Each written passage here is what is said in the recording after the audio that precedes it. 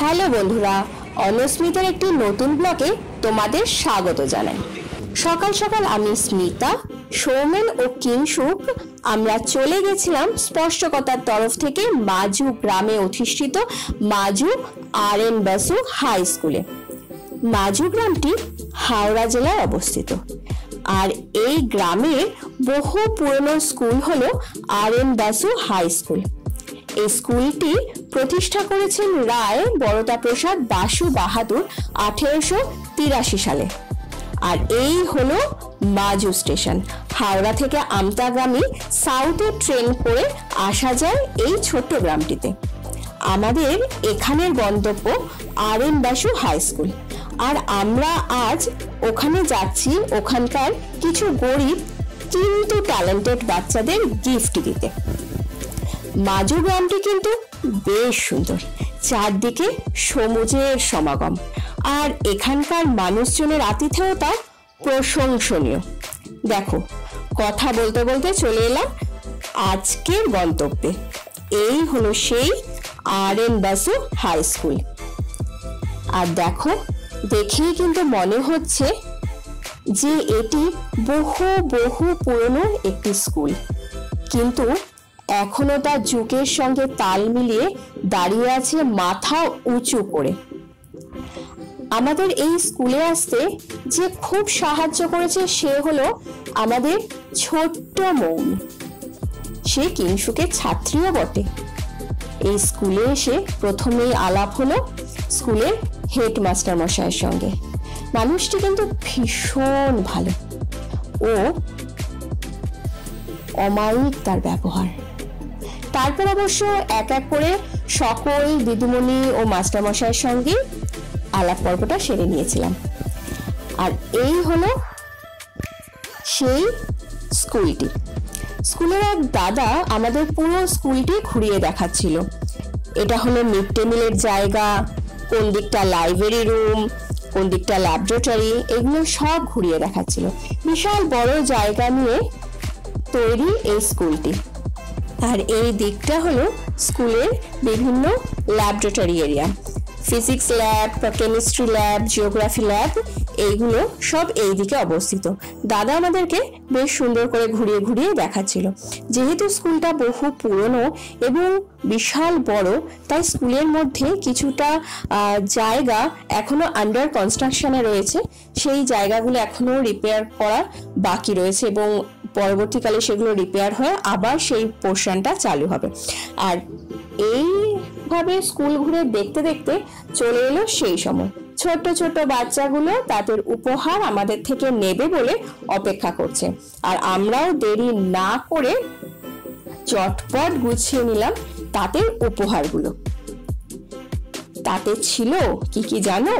তাতে ছিল খাতা, pen, pencil box, toothbrush, paste ও সর্বোপরি কিংশুকের তরফ থেকে স্কলারশিপের সার্টিফিকেট, যেটি ওদের কিন্তু সত্যি ভবিষ্যতে কাজে লাগবে। আর এরই মাঝে এই ছোট্ট বাচ্চাগুলোর সাথে আলাপটাও সেরে নিলাম আর জানলাম তাদের মনের কথা, কার কোন বিষয়টা ভালো লাগে, আর কে কি খেতে ভালোবাসে আর কি খেলতে ভালোবাসে, এই সব আর কি। আর এই সব গিফটগুলো তাদেরকে দেওয়া হলো। এক এক করে সবাই আমরা গিফটগুলো দিচ্ছিলাম, আর আমাদের সাথে স্কুলের শিক্ষক শিক্ষিকারাও এগিয়ে এসেছিল গিফটগুলো দিতে। সবাই খুব খুশি হয়েছিল এই গিফটগুলো পেয়ে। আর তারই একটি ছোট নমুনা তোমাদেরকে দেখাচ্ছি একটু পরেই। দেখো কি মিষ্টি লাগছে না ছোট ছোট বাচ্চাগুলোকে। সবাই হ্যাপি তো? ওদের এই আনন্দটাই আমাদের কাছে শ্রেষ্ঠ পাওনা। আর তারই কিছু ফ্রেমবন্দিও করে নিলাম। উপহার বিতরণী তো শেষ, ট্রেনও আসতে বেশ দেরি, তাই দেরি না করে ফাঁকে ফাঁকে ঘুরে নিলাম স্কুলের বাইরেটাও। স্কুলের বাইরে রয়েছে একটা বিশাল পুকুর, আর পাশের রাস্তাটা কিন্তু বেশ সুন্দর। একদিকে স্কুল আর একদিকে সবুজের সমাগম। আর এই লম্বা এই রাস্তাটা শেষ হলেই রয়েছে দিগন্ত বিস্তৃত মাঠ। আর ওই দেখো হনুমান পরিবার তাদের সদস্য নিয়ে চলে এসছে মিষ্টি হাওয়া খেতে।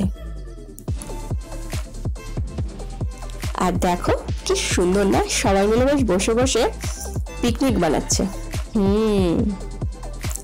আর ওই পারে দেখো প্রচুর ধান ক্ষেত, ধান চাষ হয়েছে। আর এই সেই ধান ক্ষেত। আর এই ধান ক্ষেত দেখতে দেখতে আমরা শুনে নিলাম। আচ্ছা পুরোটা বলো। মানে বড়দাবাবু হচ্ছেন এই স্কুলের প্রতিষ্ঠাতা। আর ওনার জন্মতিথিতে র্যালি বেরোয় প্রত্যেক বছর। বাহ।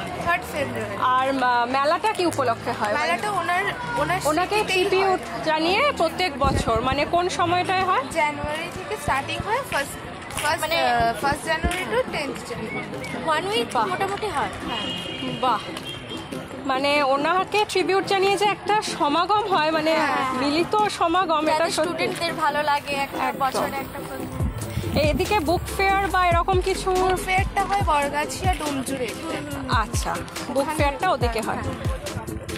এদিকে হলেও বেশ ভালো লাগবে, সামনেই হচ্ছে বড়দা মঞ্চ, মানে ওখানে এইটা হয় বলে বুক ফেয়ারটা মানে এক জায়গায় সবকটা হওয়ার জন্য হয়ে ওঠে না। আমরা শুনলাম মৌমি ও তার বান্ধবীর মুখ থেকে তাদের স্কুল সম্পর্কিত এবং মেলা সম্পর্কিত কিছু কথা। আর একটু আগেই যে বাড়িটা দেখলেন, ভগ্নপ্রায় বাড়িটি, সেটি অ্যাকচুয়ালি ছিল হোস্টেল রুম। যখন প্রথমের দিকে স্কুল ছিল তখন ওখানে নাকি বাইরে থেকে ছেলেমেয়েরা এসে ওখানে থেকে পড়াশোনা করত, কিন্তু এখন আর তা নেই। কিন্তু যাই হোক, সারাটা দিন বেশ ভালোই কাটলো ছোট ছোট বাচ্চাদের সাথে। এই মাজু গ্রামটির সাথে কিছুক্ষণ সময় কাটালাম। গ্রামের মধ্যে থেকে অ্যাকচুয়ালি কিছু ফ্রেশ এয়ারও নিলাম। আর এই সেই স্কুল, সর্বোপরি আমাদের ছোট ছোট বাচ্চাদের সাথে ছবি, এবং এবার বাড়ি ফেরার পালা। ব্লগটি তোমাদের কেমন লাগলো অবশ্যই জানিও। সাথে থেকো, পাশে থেকো। আবারও দেখা হবে আবার কোনো নতুন ছোট্ট ব্লগে। টাটা, bye bye, good night, see you.